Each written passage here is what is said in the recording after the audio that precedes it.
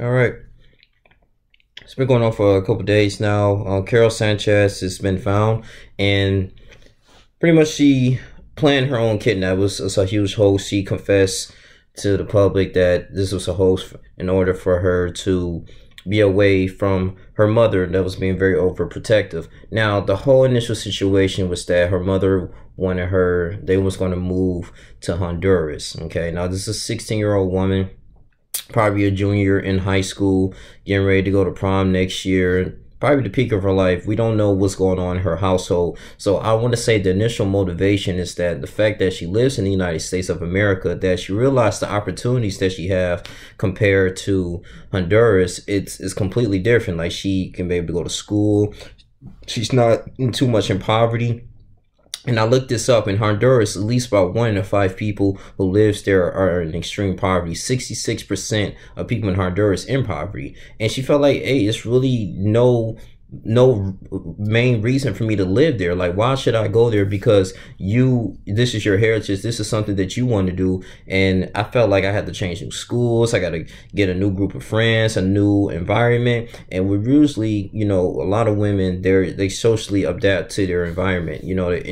They're not really introspective like that. So for the most part, this can probably mentally damage her. Now, the fact that it was two men in their 20s, that was kind of a little suspect. I don't know how she really got, she was talking with 20-year-olds, or why 20-year-olds who was really affiliated with a 16-year-old woman. She gave her some money, we're doing things like that. But the mother witnessed the initial kidnap, I believe, happened at 765 Global Avenue, and some individuals came out of the sedan and grabbed her, and the mother was forcefully trying to grab her daughter, but she was later pushed onto the ground. And that's when she was screaming, and the 29-year-old Faulkner, which was her neighbor, called the police because they felt like, oh, there was a lot of scream, it's a horror movie. And it took about 11-12 hours for an ambulance alert to come. Now, the reason why that this young lady, Miss Carol Sanchez, may get in trouble for this is because at first, you lie, waste taxpayers' money, you waste the law enforcement's time to actually go in here and investigate the crime.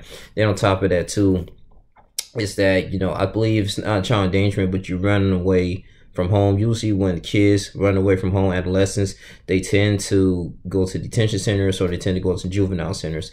And I believe she's not going to be really charged as an adult for this. And they're still debating whether or not the two individuals who participated in this kidnap hoax will be charged. The only great thing is that she was unharmed.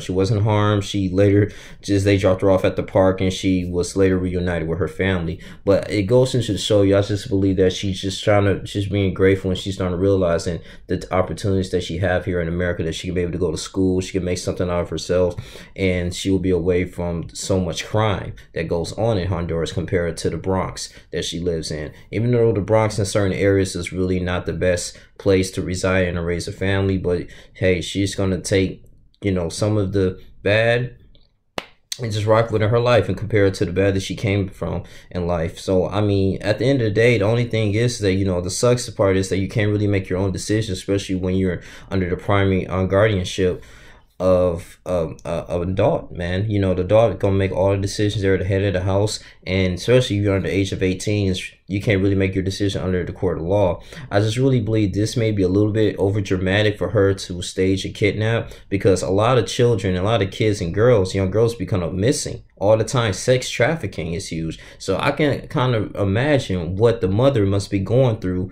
when she found out that, oh shoot, that my daughter is gone. Like, what the heck is going on? Why did they take her? So, I mean, all of these things, man, I just really think that for the most part, this is not a good way to just convey your message that, hey, I'm not want to go to Honduras. This is extremely dangerous. But, I mean, I just think it's going to really make her relationship with her mother very bad. It's not going to really be as trustworthy as much. And now she may be really on lockdown and may not, forfeit a lot of her chances to really be, just to do things that she want to do, unless she just go to college and, go far away to go to college and get a scholarship and go from there. But for the most part, you're living in your mother's household. You have to do what your parents say, eat whether you agree with it or not. Only if it's not neglecting your health and it's not, putting yourself in danger. Other than that, you have to just that's just the way it goes. That's just how I grew up. And you know, when the parents say something, you just gotta have you have to do it. You know, it's no talking back.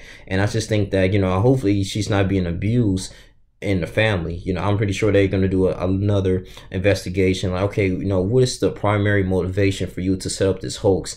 And now you just want to be reunited with your mother. Like, what's going on? Is there some type of beef between you and her? And then what is your relationship with your father, your grandfather? Is there any other figures that you can really talk to, or friends that you can comfort with? And these are the things that goes on, you know, in the mind. So I'm just trying to think like, okay, well, she's not obviously getting along with her mother. In many ways, she's very overprotective, not let her go anywhere. It might not let her even just participate in extracurricular activities. And because I remember, I'm not gonna say her name, but when I was in high school, right, I used to date this girl, and she came from a divorce home and whatever, and she really wasn't getting along with her mother and her her stepfather. And what she used to do is she used to always, you know, she applied herself. She used that as motivation to apply herself in school, be on the honor roll. And she played tennis. She was on varsity tennis. I mean, she did a lot of, you know, stuff, and, you know, web design, all these things. So it's just to keep her busy. You know, I think she participating in like Link Crew, just pretty much as a mentor to freshmen that coming into the high school. She used to stay after school for that. And she said, and I asked her, like, you know, why are you doing all these things? I mean, what is your mental motivation? It's the fact that, you know, you love learning new things. She said, yeah, but for the most part, I just hate going home, because especially with my mom, you know, on certain days during the week, because when I go home with my mom, it's always some drama. And I just think that, you know, maybe, I'm not saying Carol Sanchez didn't probably have any type of ambitions to drive herself in school, but if she would have used that as some type of substitute to be like, you know what, I'm gonna just rock this out for another couple years. When I turn 18, I'm gonna have things set up. I'm gonna have a job, get 2 jobs, and I'm gonna move out. And she can't legally say anything because I am of age. But, you know, this just goes to show you the nature of foreign women and what they really feel and value. They have so much value in this country compared to the countries they came from or they were born in, for the most part. But it could be bad memories. It's all a lot of the psychological things that goes on for her to plan this hoax here. And I just think this is probably one of the main reasons why she started this hoax. And I mean, she put the crew together and just like, hey, let's just go. I mean, I gotta have some time to reflect. So now they're gonna really go into detail. What was she doing when she was kidnapped? She had no marks on her. Did they participate in some type of sex? Why was she with these 20-year-olds? What is really going on? How did she get these connections? So I don't know, man. At the end of the day, when you really shelter your kids, it really does damage them in a way. Because, I mean, don't get me wrong, you do want to protect them from the world, but at the same time, they still have to live their life. You can't live your life through them. That's just automatic facts right there. You cannot do that, because that's just a recipe of disaster. They're going to start rebellion, and, you know, they're going to learn things the hard way. I mean, you can teach them where to go, what to do, give them the right biblical foundations, how to live their lives. But at the same time, man, you know, you can't force them to do it at the end of the day. I mean, it's just going to really create a lot of turmoil between you and your kids. And that's why I truly believe. But Carol Sanchez, the only great thing that come out of the story is that she confessed. She finally, she's alive, you know, even though this went viral. And yeah, just pray that if she doesn't do time, I don't think she should do time. That's just me personally. I think that she just need to do some counseling or something like that. And, you know, just to sit down and have a great talk with her mother, maybe see a psychologist, because you don't want her to come up with any type of other schemes to get away from her mother.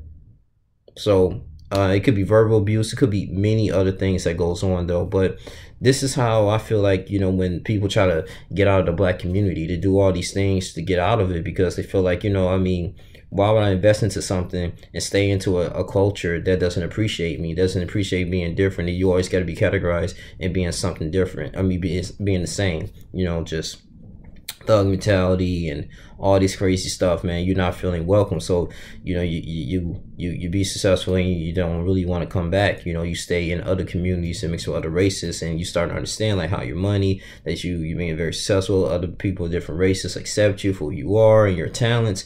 It's all many things. But that's all I really want to say with this whole Carol Sanchez situation. This is very interesting here. Probably the 16-year-old woman, she just find her own way, apply herself in school, and then when she turn 18, get out. That's it. That's what I'll do. Get 2 or 3 jobs and get out and move out. What? I mean, what you gonna do? Call the cops on you? I mean, as long as you can sustain yourself, and you live in New York too, so it's probably the cost of living is pretty high, and the cost of living is gonna constantly go up. That's for a whole nother video. Like a lot of Americans are employed in low wage jobs, right? And then the cost of living steadily goes up, but the wages stay the same.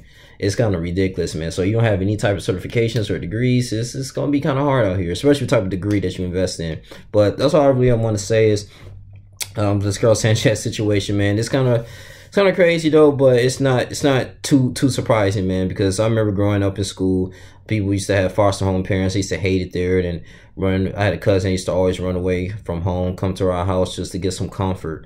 And you know, maybe those 20-year-olds to give her comfort or something, man, or just give her another reason to live. Who knows, man? But this your boy Young Lean Jr. I'm out. You guys continue to like, comment, subscribe, and yeah, that's it. Deuces.